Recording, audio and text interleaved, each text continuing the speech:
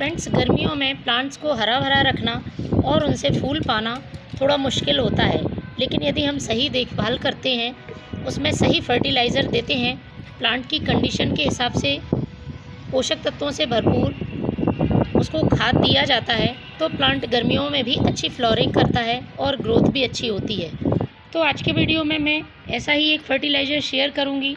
इस फर्टिलाइज़र की मदद से आप अपने छोटे से प्लांट में भी बहुत सारे फूल पा सकते हैं और गर्मियों भर प्लांट आपका ग्रोथ करता रहेगा। किसी तरह से पत्तियां पीली नहीं पड़ेंगी, क्योंकि ये जो फर्टिलाइज़र है वो जैविक फर्टिलाइज़र है, पोषक तत्वों से भरपूर है और सभी पौधों के लिए यूज़फुल है। किसी तरह का इसका प्लांट पर साइड इफ़ेक्ट नहीं होता है, यदि इसे सही तरीके से बनाया जाए और सही तरीके से इस्तेमाल किया जाए।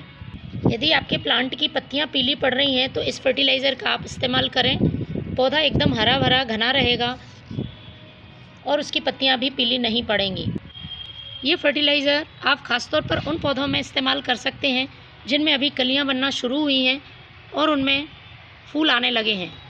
यदि आप इस फर्टिलाइज़र का यूज़ करेंगे तो बहुत ज़्यादा मात्रा में कलियां बनेंगी और ये कलियां ड्रॉप नहीं होंगी, फूल अच्छी तरह से बन पाएंगे।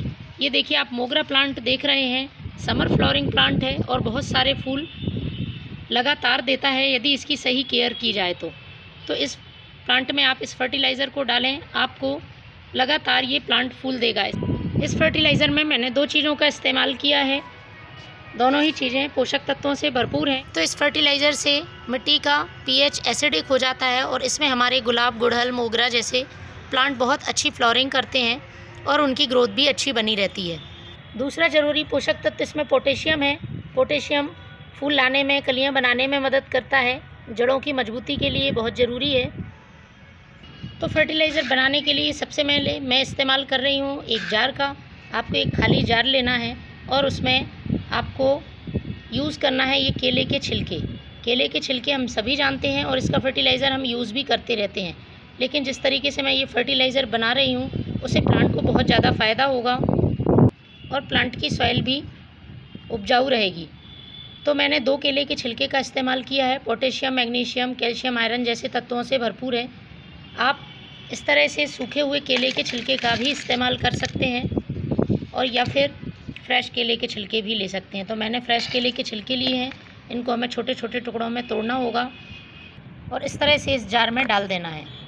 फ्रेंड्स, यदि आप सूखे हुए केले के छिलके का इस्तेमाल करते हैं तो आप इस फर्टिलाइज़र को बनाने के लिए 2 दिन के लिए पानी में भिगा के रखेंगे, लेकिन मैं फ्रेश केले के छिलके का इस्तेमाल कर रही हूँ, इसलिए मैं इसे 1 दिन के लिए रखूँगी। इसमें अब जो दूसरी चीज़ डालनी है वो हम सभी के घर में उपलब्ध रहती है, वो है ये कॉफ़ी पाउडर।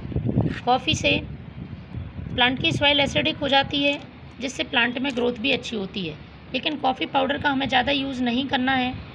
मैं सिर्फ आधा चम्मच कॉफ़ी पाउडर यूज़ करूँगी। तो कॉफ़ी पाउडर डालने के पहले मैं इसमें पानी भर रही हूँ। 1 लीटर पानी मैंने इसमें इस्तेमाल किया है।